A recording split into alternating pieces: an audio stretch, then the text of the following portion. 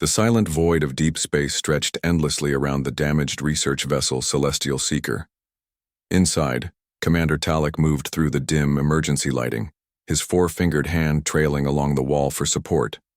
The ship's usual, low hum was gone, replaced by occasional creaks and the hiss of failing systems. Talic was not meant to die here. No one was.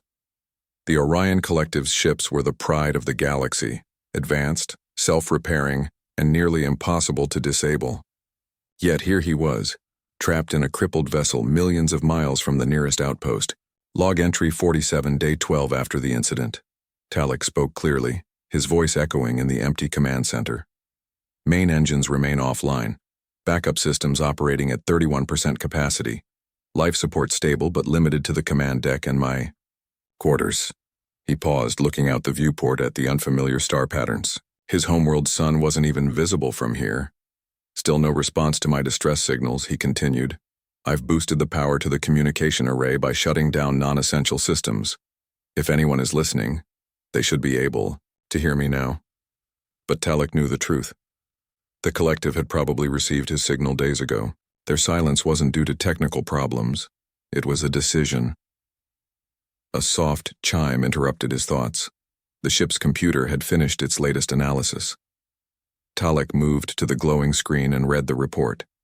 His shoulders slumped as the numbers confirmed what he already suspected. Even with strict rationing, his supplies would last only another 74 days.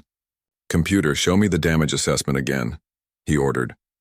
A three-dimensional model of his ship appeared with more than half of it flashing red.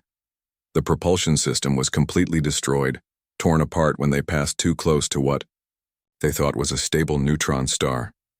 The unexpected radiation burst had fried many of the ship's systems and killed everyone else instantly. Talic had survived only because he'd been in the heavily shielded research lab at the time. Computer, calculate the nearest collective outpost that could mount a rescue, Talic asked, though he already knew the answer. The nearest outpost with rescue capabilities is Station 12, approximately 4.3 light-years from current position. The flat voice responded, too far. Much too far. With his hand steady but his heart racing, Talic opened the secured communication channel to collective command. This would be his 7th message since the accident. The previous 6 had gone unanswered. This is Commander Talic of research vessel Celestial Seeker. Day 12 after critical system failure, requesting immediate extraction. I have valuable research data that must be preserved. Please respond. He ended the transmission and waited. Minutes passed in silence. Then, unexpectedly, the communication panel lit up. Talic rushed to the console, hope surging through him. Computer, play incoming message. The screen flickered and the stern face of High Commander Vex appeared. Talic recognized him as one of the senior members of the Collective Council. This was unusual. Typically, rescue operations were handled by lower-ranking officials. Commander Talic, Vex began, his voice formal and cold. Your situation has been assessed by the Council.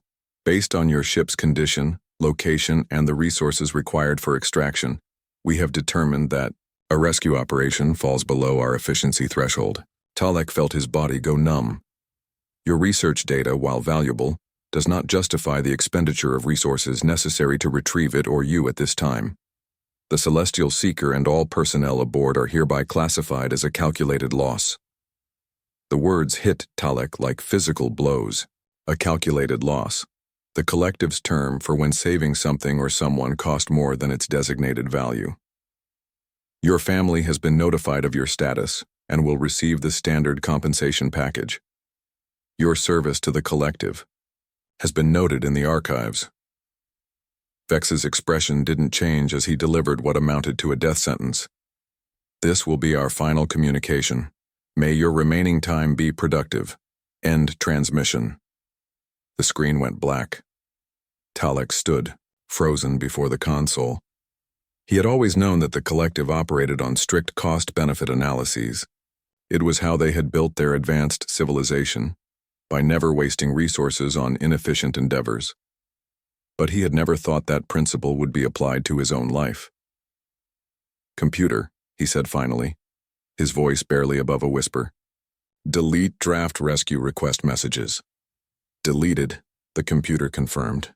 Would you like to create a new message template? No. There's no point now. Talic moved slowly to the viewport, staring out at the stars that now seemed cold and hostile. The collective had abandoned him. They had decided his life wasn't worth saving. Decades of loyal service, his brilliant research career, all of it, meant nothing when measured against the fuel and resources needed for a deep space rescue. In the days that followed, Talic moved through the ship like a ghost. He carefully rationed his food and water. He shut down more systems to conserve power. And each day he recorded his observations and thoughts, maintaining the scientific discipline that had defined his life. Log entry 53, day 18, he spoke into the recorder. I've begun experimenting with the hydroponics bay. If I can restart even a small portion of it, I might extend my supplies by several weeks. He didn't mention the crushing loneliness or the anger that sometimes overwhelmed him. Such emotional displays were considered primitive in collective culture. Efficiency and logic were what mattered. And logically, the council had made the correct decision. He just never thought he'd be on the wrong side of that logic. On day 23, as Talic was checking the oxygen recyclers, the ship suddenly trembled. Computer, status report, he called out, grabbing onto a wall handle to steady himself. Unknown energy surge detected, the computer responded. Origin, the neutron star remnant. Recommend immediate defensive measures. Talic rushed to the command center. On the screen, he could see the distant star flaring brightly. Another radiation burst was coming, one that might finish what the first had started. With practiced movements, Talic diverted power to the shields. The ship's remaining energy reserves wouldn't be enough to protect the whole vessel, but he might save the command center and his quarters. As the wave of radiation washed over the ship, systems failed one by one. Lights flickered and died. The temperature began to drop as the environmental controls went offline. When it was over, Talic sat in near darkness, the emergency backup power providing only the most basic functions. Computer, damage assessment, he said quietly. Communication array severely damaged. Life support operating at minimum capacity. Estimated remaining operational time, 42 days. Talic nodded slowly. The collective had abandoned him, and now even his slim chance of survival was fading. He was truly alone in the vastness of space, with nothing but a dying ship and the cold stars for company. As he stared out into the darkness, something caught his eye, a faint pulsing light that hadn't been there before. Probably just debris from his ship reflecting the distant starlight. Talic turned away. He had work to do if he wanted to survive even 42 more days. And despite everything, despite the collective's abandonment and the hopelessness of his situation, he found that he still wanted to live. He just didn't know why anymore. 37 days had passed since the collective abandoned Talic. His once pristine uniform hung loose on his frame. The strict rationing had kept him alive, but barely. Each day, the cold of space crept further into the ship as systems failed, one by one. Log entry 78, Talic said, his voice rougher than before. Day 37. I've managed to repair part of the hydroponic system.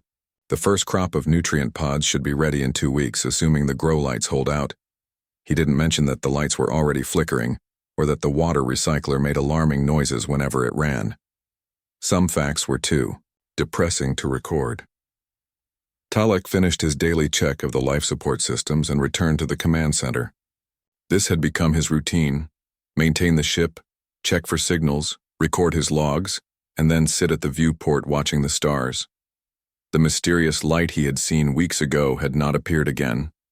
Probably just space debris after all. He was about to turn away when something on the sensor panel caught his eye. A faint beeping, almost too quiet to hear. Computer, identify incoming signal, Talic said, rushing to the console. Signal detected. Origin unknown. Not matching any collective patterns. Talic's heart beat faster. Display signal data. The screen filled with a strange pattern. Pulses and pauses unlike anything in the collective database. Not random noise, but definitely not collective communication either. Is it a natural phenomenon? Talic asked. Negative. Signal contains regular patterns consistent with artificial origin. Artificial. Made by intelligent beings. Someone was out there. Can you determine the source location? The computer took longer than usual to respond. Approximate source location identified. Signal originates from Sector 47J, approximately 0.8 light-years from current position. Less than 1 light-year away. That was closer than any collective outpost. But who could it be? The collective had explored this region thoroughly and found no intelligent species nearby. Computer, divert power from non-essential systems to boost our transmission capabilities. I want to respond to this signal. Warning. Diverting power will reduce life support efficiency by 17%. Do it anyway, Talic ordered. For the first time in weeks, he felt something other than despair. As the computer rerouted power, Talic quickly composed a response message. He included basic mathematical sequences that any intelligent species should recognize, along with the ship's identification and location data. Transmitting now, the computer announced. Talic waited, hardly daring to breathe. Minutes passed. Then hours. By the time he gave up and went to his sleeping quarters, his earlier excitement had faded. Perhaps the signal had been a glitch, or some strange echo from a distant star. He was halfway through his small daily meal when the alarm sounded.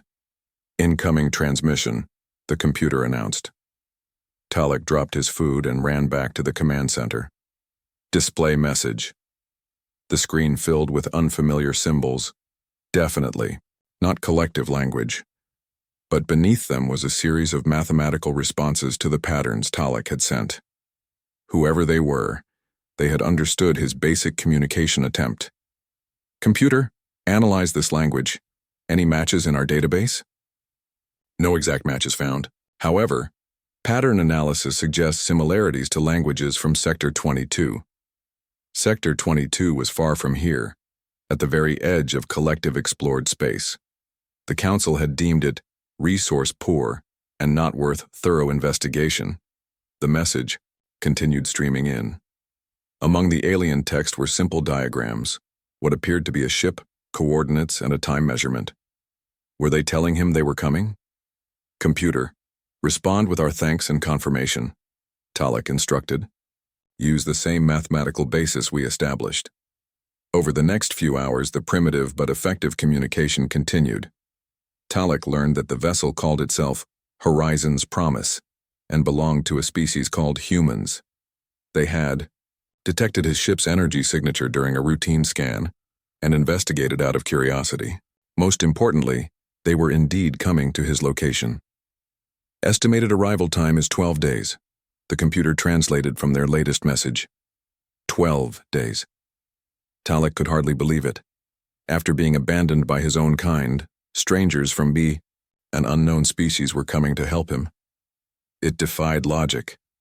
A new message appeared on screen. The translation was rough, but clear enough. Are you in danger? Do you need medical assistance? The question confused Talic. Of course he was in danger. His ship was failing. But why would they ask about medical needs specifically? The collective would have prioritized the ship and its valuable data, not the individual inside it. Tell them life support is failing, but I am physically stable, Talic dictated. Ask them. He hesitated, then continued. Ask them why they are helping me. The response came faster than expected. Because you need help. Those 4 simple words struck Talic deeply. No cost analysis, no efficiency calculations, just a simple statement of need and response. As the days passed, communication with the human ship improved. Their computer systems were surprisingly adaptable, quickly learning to translate basic concepts. Talic learned they were on a supply mission to one of their colonies when they detected his signal. You diverted from your assigned mission? Talic asked during one exchange. The colony can wait a few weeks, came the reply. They're not in dire need, you are. This concept was foreign to Talic. In the collective, missions were planned with precise efficiency. Deviation was permitted only for the most compelling reasons, usually involving extremely valuable resources or strategic advantage, never for a single stranded individual. On day 9 of their communication, the human ship sent a new message. We're pushing our engines to maximum. New ETA, 36 hours. Hold on. Talic felt something he hadn't experienced in a long time. Hope, but also fear. What if these humans were not what they seemed? The collective taught that other species were either threats or resources. These humans didn't fit either category so far. That night, as Talic tried to sleep, the ship's power fluctuated wildly. He rushed to the command center to find multiple systems failing simultaneously. Computer, status report. Power core destabilizing. Estimated time to complete failure, 28 hours. 28 hours. The humans wouldn't arrive for 36. He was going to die just before rescue came. Computer, divert all power to life support and communication, he ordered. Shut down everything else. The lights dimmed further as the computer complied. Talic sent an urgent message to the approaching ship, explaining his situation. Their response was immediate. Increasing speed. New ETA, 26 hours. We're coming for you, Talic. Stay alive. Talic stared at those words on the screen. In his entire career with the collective, no one had ever told him to stay alive, as if his individual existence mattered above all else. As the ship grew colder and the air thinner, Talic moved to the viewport. Somewhere out there, strangers were pushing their engines beyond safe limits, risking their own lives to save his. It made no logical sense by collective standards. Yet as he watched the stars, Talic saw a small point of light growing steadily brighter. Moving too fast to be anything natural. Someone was coming for him. Not for his ship. Not for his data. For him. And for the first time in his life, Talic understood that there might be something more valuable than efficiency. The growing dot of light in the viewport had become a ship. Talic watched with a mixture of hope and disbelief as the human vessel approached his own dying craft. It was smaller than his research ship and strangely shaped, bulky in some areas and thin in others, lacking the sleek efficiency of collective design. Computer, status update. Talic rasped, his voice weak in the thinning air. Life support at critical levels. Oxygen at 17%. Power core shut down in 2 hours, 13 minutes. He had survived longer than expected by moving to the smallest compartment on the ship and sealing it off. But soon even that wouldn't be enough. A new message appeared on his screen. Visual contact established. We see your ship. Preparing docking procedure. Stand by. Docking? Talic frowned. The logical approach would be for them to retrieve his research data remotely, or perhaps use a small probe to recover essential items. Directly connecting their ship to his failing vessel was unnecessarily risky. Warning, he sent back. My ship's power core is unstable. Docking not recommended. The response came quickly. We're not leaving you behind. Docking is the only way to get you out safely. Talic stared at the message in confusion. These humans were willing to risk their ship and their lives to save him personally? It made no sense. Through the viewport, he watched the human ship maneuver carefully alongside his own. It was clearly not designed for this sort of operation, yet they moved with surprising precision. As they drew closer, Talic could make out details, patches on the hull where repairs had been made, markings in their strange language, and what appeared to be manually operated exterior equipment. Their technology was primitive compared to the collectives, yet here they were while his advanced civilization had abandoned him to die. Initiating docking procedure, the message read. Please move to your airlock if possible. Talic gathered his strength and pushed away from the viewport. The short journey to the airlock felt like crossing an entire planet. Each breath was a struggle in the thin air, and his vision blurred at the edges. But he kept moving. When he reached the airlock, he could hear metallic sounds from the other side. the human ship attempting to connect with his incompatible docking system. Connection failed, came the next message. Your docking mechanism is not responding to our signals. Switching to Plan B. Plan B? Talic wondered what that could be. In the collective, failed operations were simply aborted. Resources were not wasted on unlikely scenarios. A new sound reached him, a rhythmic tapping on the outer hull near the airlock. Were they cutting their way in? That would be extremely dangerous with the unstable power core. Talic's communication device beeped with a new message. We're creating a temporary seal around your airlock with a pressure bubble. Then we'll cut through. Stand back from the door. He moved away just as the tapping sound increased. Minutes later, the airlock's outer door indicators changed from red to green. Someone had overridden the safety protocols from outside. The door slid open with a hiss, revealing not the vacuum of space but a strange transparent tunnel connected to the human ship. Inside this tunnel stood 3 figures in bulky suits. "Hello there," a voice called through a speaker. "I'm Engineer Maria Ortega from the Horizon's Promise. We're here to get you out." Talic stared at the humans, his first sight of this species. They were bipedal, with 2 arms and a head, similar to many galactic species including his own. But their proportions were different, their movements less fluid than collective members. "You should not have docked," Talic said, his translator converting his words. "My power core could fail at any moment." The lead human, Maria, stepped forward. "That's why we're using the pressure bubble instead of a hard dock. If your core goes, we can detach in seconds." She gestured to the tunnel between the ships. It wasn't rigid metal, as Talic had assumed, but some kind of flexible material, reinforced with a framework. "This is not standard rescue equipment," Talic observed. One of the other humans laughed. "Standard? We made this thing yesterday after we figured out your airlock specs wouldn't match ours." "Made it yesterday?" The collective would have spent months designing and testing such equipment before deployment. "Can you walk?" Maria asked. "If not, we can carry you." "I can walk," Talic said, though he wasn't entirely sure this was true. As they helped him into the tunnel, Talic's legs gave way. Without hesitation, the 2 larger humans caught him, supporting his weight between them. "Easy there," one said. "We've got you." The trip through the tunnel was short but difficult. Halfway across, a violent shudder ran through Talic's ship. "Power core entering final destabilization," announced a mechanical voice from their suits. "Estimated failure in 15 minutes.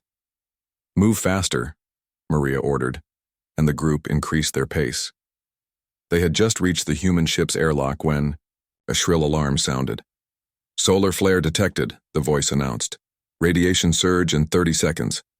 Maria's face, visible through her helmet, showed concern but not panic. "Get him inside. Tom, detach the bubble but leave the frame." As the others helped Talic through the airlock, Maria stayed behind, working quickly with tools on the tunnel connection. "What is she doing?" Talic asked weakly. "The radiation will kill her." "She's rigging the frame from your ship as a makeshift radiation shield," the human called Tom explained. "Our regular shields weren't designed for this kind of flare." Maria finished her work and dashed through the airlock just as the countdown reached 5 seconds. The door sealed behind her with a solid thunk. "Brace for impact," she called. The radiation wave hit moments later. The ship shook, lights flickered, but the shields held. Through a small viewport, Talic saw his own ship in the distance, now dark and lifeless. Everything he had worked for, all his research, gone. In the collective, such a loss would be considered catastrophic. Yet these humans were smiling, patting each other on the backs, celebrating. "Welcome aboard the Horizon's Promise," said a new voice. Talic turned to see another human approaching. This one wore no suit, just a simple uniform with some kind of insignia. "I'm Captain Jack Reynolds," the human said, extending a hand in what Talic recognized from their cultural database as a greeting gesture. "Sorry about the rough pickup." "I am Commander Talic of the Collective," he replied, awkwardly attempting to mimic the hand gesture. "I do not understand why you came for First, Captain Reynolds looked confused. What's to understand? You were in trouble. We received your distress signal. But the resources you expended, the risk to your crew, your ship. Talic struggled to find the words. The cost-benefit analysis could not possibly justify this rescue. The humans exchanged glances. Cost-benefit? Maria repeated, removing her helmet. We don't leave people to die in space. It doesn't matter what species you are. It's what anyone would do, Tom added. But it wasn't what anyone would do. The collective certainly hadn't. They had calculated his value and found it insufficient to warrant rescue. You need medical attention, Captain Reynolds said, noticing Talic's weakness. Dr. Wilson is waiting in the medical bay. Can you walk, or should we get a stretcher? I can walk, Talic said again, with more determination this time. These humans had risked everything to save him. The least he could do was walk to their medical bay. As they led him through their ship, Talic observed everything with growing amazement. The vessel was far less advanced than collective ships, yet ingeniously designed. Spaces served multiple purposes.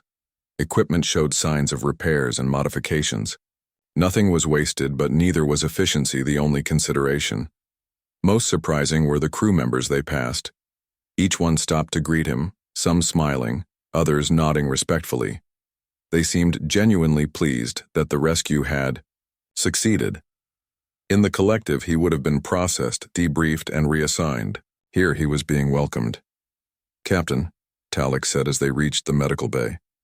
I must ask again. Why did you save me? Captain Reynolds paused, looking thoughtful.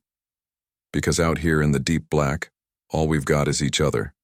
Doesn't matter what planet you're from or what you look like, you needed help. We could provide it, simple as that. Simple. But to Talic, it was the most complex idea he had ever encountered. The medical bay of the Horizon's promise was small but clean. Dr. Ben Wilson, a human with graying hair and steady hands, examined Talic with careful movements. You're dehydrated and malnourished, Dr. Wilson said, reading from a handheld device. Your oxygen levels are low, but they're improving now that you're breathing our air. Talic watched as the doctor prepared an injection. Will that work on my biology? He asked. It should, Dr. Wilson nodded. We analyzed the biological data you sent during our communications. This is just basic nutrients and hydration boosters. Nothing too complicated. The doctor's confidence surprised Talic. In the collective, doctors would never treat a new species without months of study and testing. You're taking a risk, Talic observed. Dr. Wilson smiled. Life's full of risks. Hold still, please. The injection was quick and painless. Almost immediately, Talic felt energy returning to his limbs. Rest here for a while, the doctor instructed. I'll check on you in an hour. Left alone, Talic examined the medical bay more closely. The equipment was functional but basic compared to collective technology. Some devices showed signs of repairs and modifications, not factory standard but clearly effective. His thoughts were interrupted when the door slid open and Captain Reynolds entered, carrying a tray. Thought you might be hungry, the captain said, placing the tray beside Talic. We synthesized this based on the nutritional information you sent. It might not taste like home cooking, but it should keep you going. Talic looked at the simple meal, a bowl of what appeared to be protein cubes in a clear broth. Thank you, he said, the phrase still feeling strange on his tongue. The collective didn't emphasize gratitude. Efficient service was simply expected. Talic ate. Captain Reynolds pulled up a chair. So, the captain began. Dr. Wilson says you'll make a full recovery. That's good news. Talic nodded, savoring the surprisingly pleasant taste of the food. You have my gratitude, he said formally. When we reach a collective outpost, I will ensure your ship receives proper compensation for the rescue. Captain Reynolds looked puzzled. We don't need compensation. That's not why we did it. Then I don't understand, Talic admitted.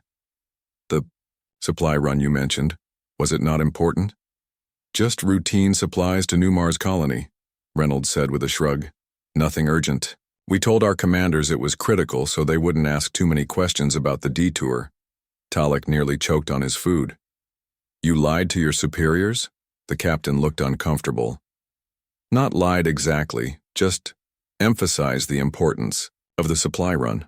Some of our higher-ups might have questioned diverting for a rescue so far off our normal routes.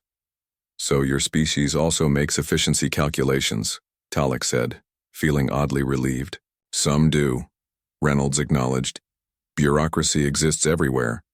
But out here, ship captains have discretion. And no captain I know would leave someone stranded if they could help. This concept of discretion was foreign to Talic. In the collective, all decisions followed standardized protocols. Individual judgment was considered unreliable. May I ask about your people? Reynolds said, changing the subject.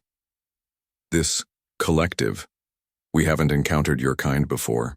Over the next hour, Talic explained the basics of collective society, their focus on efficiency, their technological advancements, their expansion across multiple star systems. He found himself censoring certain details, uncomfortable sharing, how coldly they had abandoned him. And what about humans? Talic asked eventually. You have achieved space travel, yet your technology seems varied in advancement. Reynolds laughed. That's a polite way of saying some of our stuff looks like junk. I didn't mean. No offense taken, the captain assured him. You're right. Human technology is a patchwork. We excel in some areas, lag behind in others. We're good at adapting, making do with what we have. Like your pressure bubble, Talic remembered. Exactly. Not pretty, but it worked. Their conversation was interrupted by an alarm. Reynolds tensed, then relaxed as he checked his communications device. Nothing serious, he explained. Engine 3 is running hot again. Maria will handle it.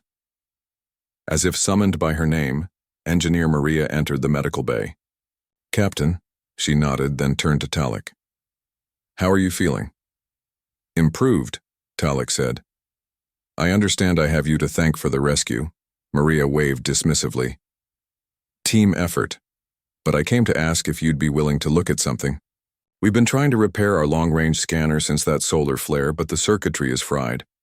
Tom thought maybe you might have some insights, given your advanced technology. Talic hesitated. Sharing collective technology with other species was strictly forbidden. But then again, the collective had left him for dead. He owed these humans his life. I would be happy to assist, he said.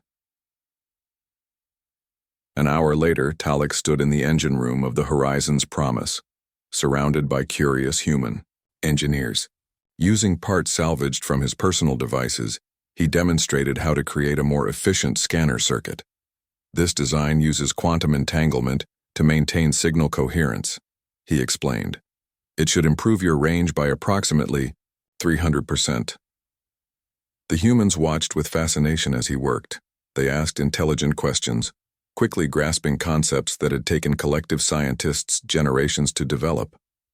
Amazing, Tom said when Talic finished. This changes everything. It's just a basic application of quantum principles, Talic said modestly. Maria laughed. Basic for you, maybe. For us, it's revolutionary. As the engineers eagerly implemented his design, Talic felt an unfamiliar emotion, pride mixed with happiness. In the collective, technological improvements were expected, not celebrated. Here, his small contribution was treated as a gift. Later that evening, Captain Reynolds invited Talic to join the crew in what they called the mess hall.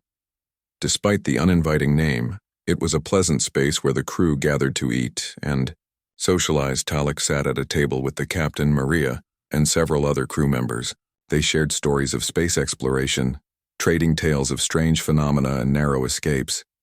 The humans laughed often and spoke with animated gestures. So there we were, Tom was saying, stuck in the asteroid belt with one engine and no navigation, and Maria here decides our best option is to bounce off an asteroid to change course. The table erupted in laughter. Even Talic found himself making the soft clicking sound that was his species' equivalent. Did it work? He asked. Define work, Maria said with a grin. We changed course all right. Spent the next 2 days spinning like a top until we could stabilize. More laughter followed. Talic was struck by how the humans could find humor in what must have been a dangerous situation. In the collective, he said slowly, such an incident would be recorded as a failure and analyzed to prevent recurrence. The responsible parties would be reassigned to less critical duties. A silence fell over the table. Sounds rough, Tom said finally. It is efficient, Talic replied. But the word no longer carried the same certainty it once had. To efficiency, Captain Reynolds said, raising his cup in what Talic recognized as a toast. But the captain's tone suggested something closer to mockery than respect. And to finding better ways, Maria added, raising her own cup. The others joined, in looking expectantly at Talic. After a moment's hesitation, he raised his cup as well. To finding better ways, he repeated. As the meal continued, Talic observed the interactions among the crew, the casual touches, the easy laughter, the way they seemed to anticipate each other's needs. This was not the rigid hierarchy he was accustomed to. There was structure, yes, but also a flexibility, a warmth that the collective lacked. For the first time since his rescue, Talic wondered what would happen when they reached collective space. Would he simply return to his former life? Could he after experiencing this different way of existing? The thought troubled him more than he cared to admit. Collective space ahead, Captain, announced the navigator. We'll cross the border in approximately 3 hours. Captain Reynolds nodded and turned to Talic, who stood beside him on the bridge of the Horizon's Promise. Almost home for you. Talic felt a strange tightness in his chest. After 3 weeks aboard the human ship, the thought of returning to the collective no longer brought the comfort it once would have. Yes, he said simply, unsure how to express his conflicted feelings. Those 3 weeks, Talic had become an unofficial member of the crew. He had helped improve their engines, enhance their communication systems, and even streamline their life support to use less power.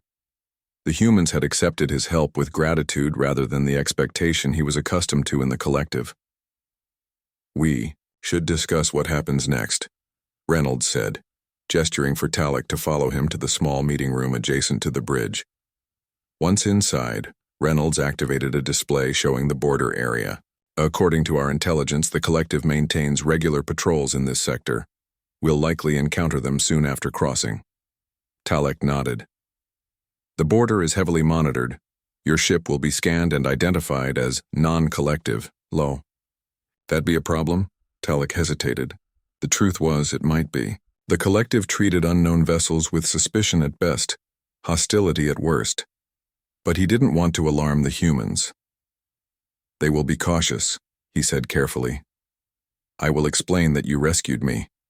They will likely demand my return and send me for debriefing. What he didn't say was that the collective would also be extremely interested in the human ship and its technology. Not because it was superior, it wasn't, but because the collective collected all technological data for analysis and potential use. I should prepare a data package, Talic said suddenly. Information about the collective, their protocols, language basics. It will help your interactions go more smoothly. Reynolds looked at him curiously. That would be helpful. Thank you. Talic spent the next 2 hours in his quarters, preparing not just basic information about the collective, but also something else, something that went against everything he had been taught. He was identifying weaknesses in collective defensive systems, details that might help the humans if things went wrong. When they were 1 hour from the border, Captain Reynolds called the senior crew for a briefing. Talic attended at the captain's request. We're about to enter collective space, Reynolds explained to the assembled group. Talic has provided information to help us communicate effectively. Our goal is simple: return Talic to his people and continue our journey.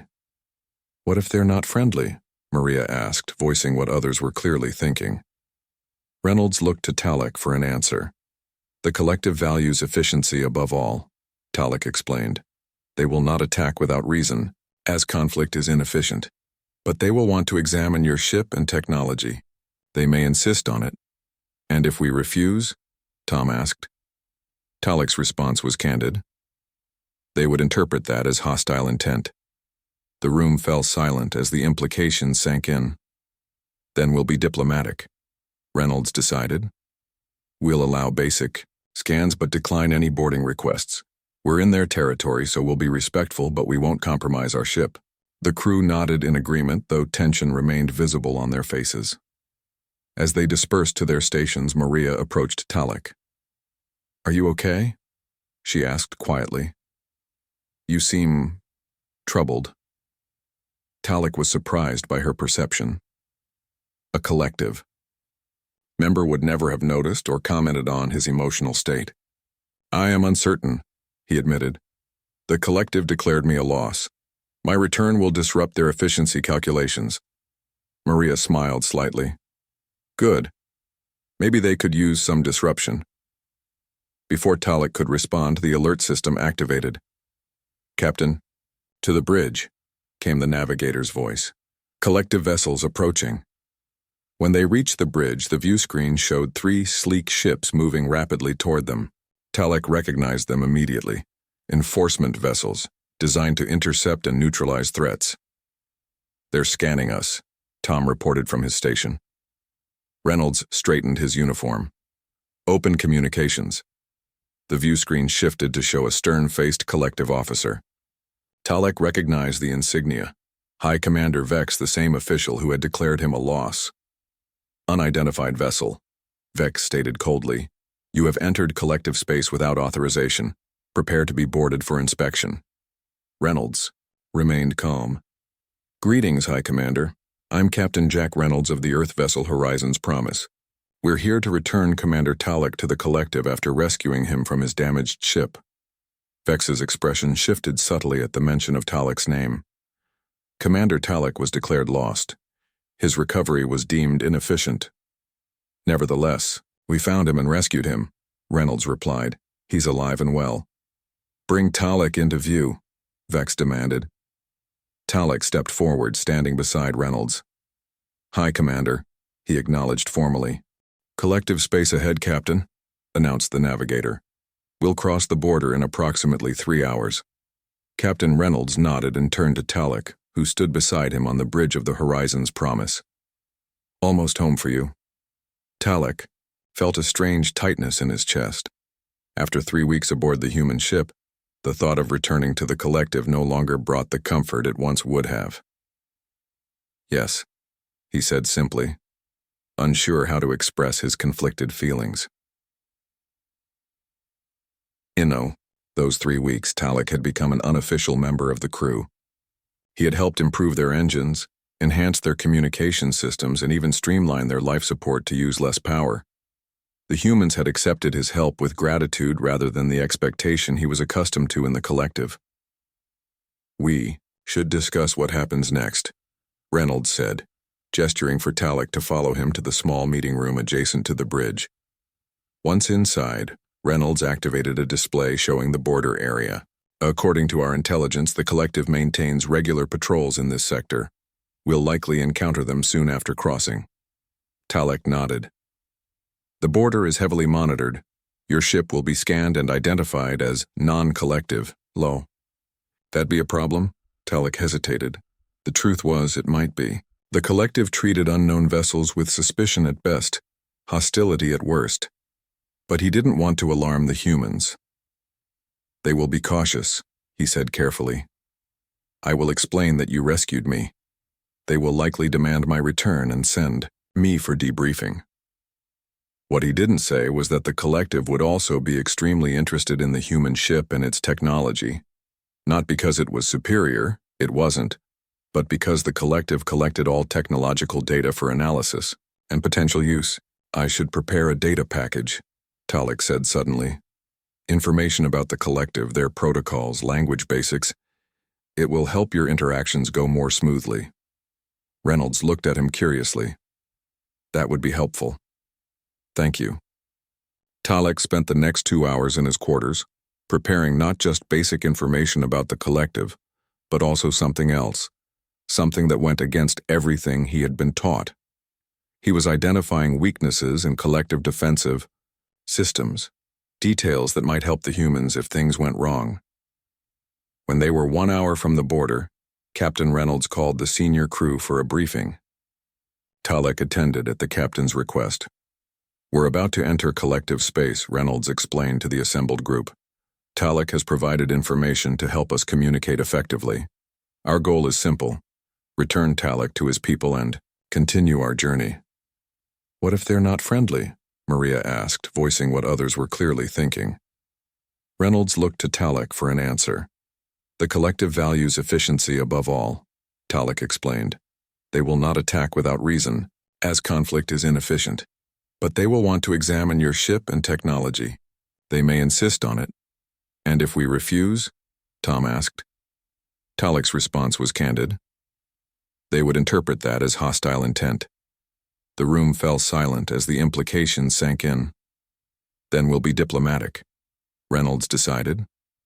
"We'll allow basic scans but decline any boarding requests. We're in their territory, so we'll be respectful, but we won't compromise our ship." The crew nodded in agreement, though tension remained visible on their faces. As they dispersed to their stations, Maria approached Talic. "Are you okay?" she asked quietly. "You seem troubled." Talic was surprised by her perception. A collective member would never have noticed or commented on his emotional state. "I am uncertain," he admitted. "The collective declared me a loss. My return will disrupt their efficiency calculations." Maria smiled slightly. "Good. Maybe they could use some disruption." Before Talic could respond, the alert system activated. "Captain, to the bridge," came the navigator's voice. "Collective vessels approaching." When they reached the bridge, the view screen showed 3 sleek ships moving rapidly toward them. Talic recognized them immediately. Enforcement vessels, designed to intercept and neutralize threats. "They're scanning us," Tom reported from his station. Reynolds straightened his uniform. "Open communications." The view screen shifted to show a stern-faced collective officer. Talic recognized the insignia. High Commander Vex, the same official who had declared him a loss. "Unidentified vessel," Vex stated coldly. "You have entered collective space without authorization. Prepare to be boarded for inspection." Reynolds remained calm. "Greetings, High Commander. I'm Captain Jack Reynolds of the Earth vessel Horizon's Promise. We're here to return Commander Talic to the collective after rescuing him from his damaged ship." Vex's expression shifted subtly at the mention of Talic's name. Commander Talic was declared lost. His recovery was deemed inefficient. "Nevertheless, we found him and rescued him," Reynolds replied. "He's alive and well." "Bring Talic into view," Vex demanded. Talic stepped forward, standing beside Reynolds.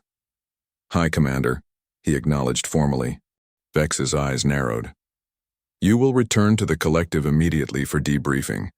The human vessel will submit to full inspection and technology assessment." "We're happy to return Commander Talic if that is his wish," Reynolds said diplomatically. "But we must decline the inspection. We're on a time-sensitive mission." "This is not a request," Vex responded. "This is a directive." Talic saw the enforcement vessels moving into position around the Horizon's Promise. They were preparing to force compliance.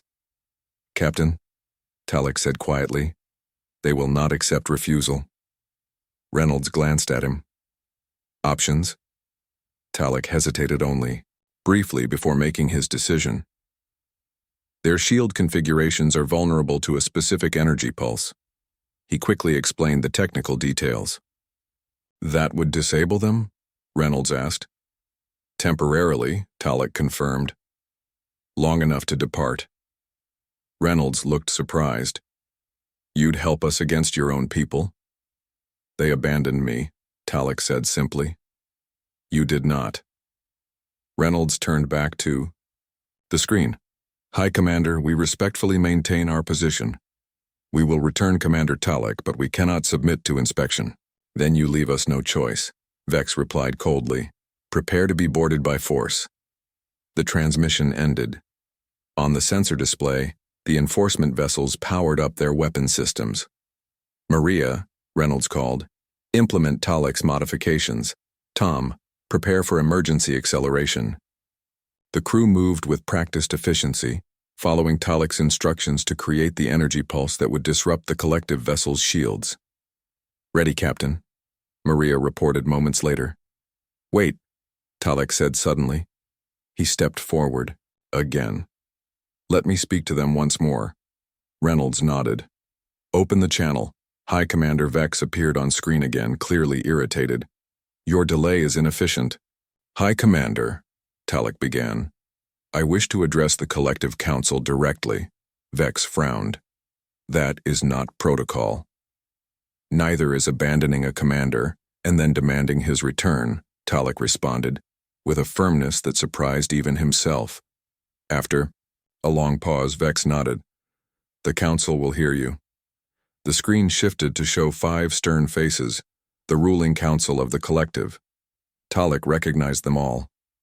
"Commanders," he greeted them formally. "I stand before you as one declared a loss yet living.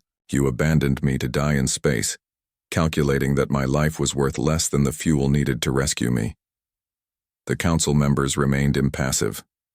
"These humans," Talic continued, "with their primitive ships and limited resources, decided differently. They diverted their mission, risked their lives, and used precious supplies to save a stranger of a different species." He paused, gathering his thoughts. "I have lived among them. I have seen a society that values individual life alongside efficiency. They collaborate rather than calculate. They celebrate survival rather than accepting loss. And their approach has produced innovations our rigid thinking has missed." One of the council members spoke. "Your emotional attachment to these humans is clouding your judgment, Commander Talic." "Perhaps," Talic acknowledged. "Or perhaps it has cleared it. I believe the Collective can learn from humans, just as they can learn from us. I propose an exchange, knowledge and resources rather than force." The council members conferred silently among themselves. Finally, the central figure spoke. "Your proposal has merit," she admitted reluctantly. "It would be efficient to learn from a new species through cooperation rather than conflict." Talic felt relief wash over him. "Thank you, Counselor. However," she continued, "you must return to complete your debriefing." Talic looked at Captain Reynolds, then back at the council. "I will return," he said, "but as an ambassador to humans, not as a failure to be processed. And I request that the Horizon's promise be granted safe passage through collective space." More silent conferring followed. Finally, the council gave their answer. "Agreed. An escort will be provided." When the transmission ended, the bridge of the Horizon's promise erupted in relieved chatter. The enforcement vessels had powered down their weapons and moved to escort positions. "Well done," Reynolds said, clapping Talic on the shoulder. A human gesture of approval he had come to appreciate. "I must still return," Talic reminded him. Reynolds nodded. "I know, but not as a prisoner, as an ambassador." "It will not be easy," Talic admitted. "The Collective resists change. So do humans sometimes," Reynolds said with a smile. "But we learn. And it sounds like your people might be ready to learn too." As the Horizon's promise moved deeper into collective space under escort, Talic stood at the viewport watching the stars of his home territory. He had been abandoned in deep space, left for dead by his own kind. A human ship had responded, saving not just his life but his perspective. Whatever came next, Talic knew one thing with certainty. Efficiency wasn't everything. Sometimes the most valuable things couldn't be calculated at all.